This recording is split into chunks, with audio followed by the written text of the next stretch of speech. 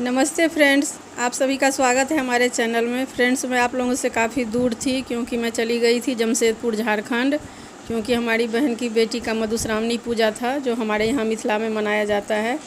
वैसे हम लोग के यहाँ तो 15 दिन पूजा होता था, लेकिन इस बार खरमास के वजह से 1.5 महीना ये पूजा हुआ।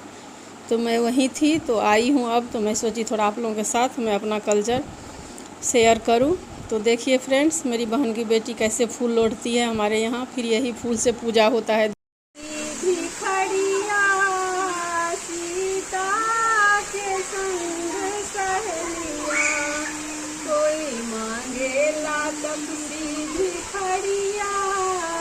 सीता के संग सहेलिया, सखी फूल लोढ़ गेली फूल बढ़िया। सीता के संग सहेलिया।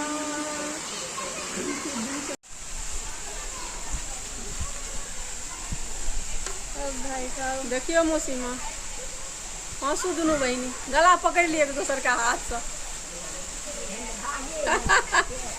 और की ई तो भागे छे जे नानी छे दू-दूटा एकर संगे। दो क्या